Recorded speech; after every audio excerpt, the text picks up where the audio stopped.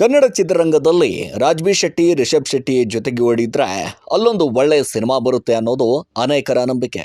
ಆದ್ರೆ ಕಿಚ್ಚ ದಚ್ಚು ರೀತಿ ಇದ್ದ ರಿಷಬ್ ಹಾಗೂ ರಾಜ್ಬಿ ಶೆಟ್ಟಿ ಸದ್ಯ ನಾನೊಂದು ತೀರ ನೀನೊಂದು ತೀರ ಅನ್ನುವಂತಾಗಿದೆ. ಎಸ್, ಇವರಿಬ್ಬರ ನಡುವೆ ಎಲ್ಲವೂ ಸರಿಯಿಲ್ಲ ಅನ್ನೋ ವದಂತಿಗಳು ಸಾಮಾಜಿಕ ಜಾಲತಾಣದಲ್ಲಿ ಹರಿದಾಡ್ತಿತ್ತು. ಆದ್ರೀಗ ಅದು ಖಾತರಿಯಾಗಿದೆ. ಅದನ್ನ ಸ್ವತಃ ಡಿವೈನ್ ಸ್ಟಾರ್ ರಿಷಬ್ ಶೆಟ್ಟಿ ಅವರೇ ಅಂಥದ್ದೊಂದು ಹಿಂಟ್ ನೀಡಿದ್ದಾರೆ.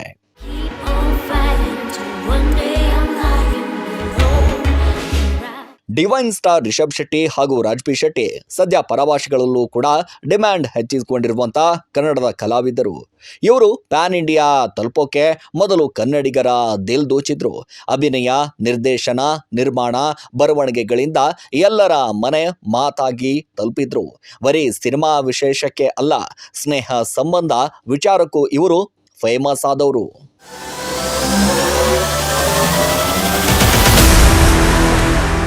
ಕಾಂತಾರ ಚಾಪ್ಟರ್ 1 ಬಳಿಕ ರಿಷಬ್ ರಾಜ್ ದೂರ. ಹೌದು, ಕಾಂತಾರ ಚಾಪ್ಟರ್ 1 ಚಿತ್ರದೀಚೆಗೆ ರಿಷಬ್ ಶೆಟ್ಟಿ ಹಾಗೂ ರಾಜ್ಬಿ ಶೆಟ್ಟಿ ನಡುವೆ ಎಲ್ಲವೂ ಸರಿಯಿಲ್ಲ.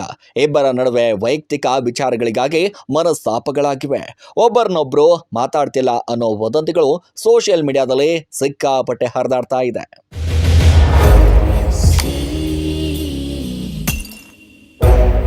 ಕಾಂತಾರ ಚಿತ್ರದವರೆಗೂ ಕೂಡ ಚೆನ್ನಾಗಿದ್ದಂಥ ರಿಷಬ್ ರಾಜ್ ಆಪ್ತ ಮಿತ್ರರ ನಡುವೆ ದೊಡ್ಡದೊಂದು ಕಂದಕ ಉಂಟಾಗಿದೆ ಅನ್ನೋ ಮಾತುಗಳಿಗೆ ಪುಷ್ಟಿ ನೀಡುವಂತೆ ಸ್ವತಃ ಡಿವೈನ್ ಸ್ಟಾರ್ ರಿಷಬ್ ಶೆಟ್ಟಿಯೇ ಮಾತನಾಡಿದ್ದಾರೆ.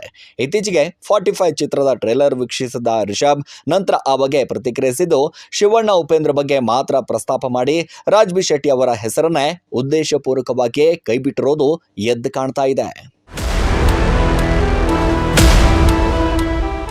ಗರುಡ ಗಮನ ವೃಷಭ ವಾಹನ ಸಿನಿಮಾದಲ್ಲಿ ಶಿವಹರಿ ಇದೀಗ ಉತ್ತರ ಧ್ರುವ ದಕ್ಷಿಣ ಧ್ರುವ ಅಂತ ದೂರವಾಗ್ಬಿಟ್ಟಿದ್ದಾರೆ. ಕಾಂತಾರ ಚಿತ್ರದ ಪಂಜುರ್ಲಿ ದೈವದ ಸೀನ್ಗಳನ್ನ ಸ್ವತಃ ರಾಜ್ಬಿ ಶೆಟ್ಟಿ ಅವರೇ ನಿರ್ದೇಶಿಸಿದ್ರು.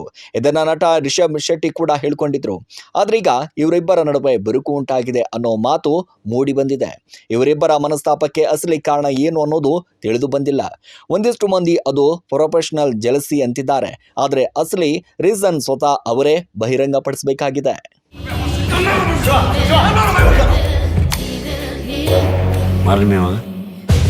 ಇಬ್ಬರು ಟ್ಯಾಲೆಂಟ್ ಆಕ್ಟರ್ ಕಮ್ ಡೈರೆಕ್ಟರ್ ಆದ್ರೂ ಇದೀಗ ಇವರಿಬ್ಬರ ಹೀಗೆ ಡಿವೈಡ್ ಆಗಿರೋದ್ರಿಂದ ಚಿತ್ರಕ್ಕೆ ಲಾಭಕ್ಕಿಂತ ಲಾಸ್ ಅಂತಾನೆ ಹೇಳ್ಬೋದು. ಹಾಗಾಗಿ ಇವರಿಬ್ಬರು ನಡುವೆ ಏನೇ ವೈಮನಸ್ಸಿದ್ರು ಅದು ಆದಷ್ಟು ಬೇಗ ಶಮನವಾಗಲಿ, ಜೊತೆಯಾಗಲಿ ಅನ್ನೋದೇ ನಮ್ಮೆಲ್ಲರ ಆಶಯ. Entertainment bureau, rebel TV, Bengaluru. ಜಾಸ್ತಿ ತುಳಿಬೇಡಿ, ಒಂದು ದಿವಸ ಎದ್ದು ನಿಲ್ತೇವೆ.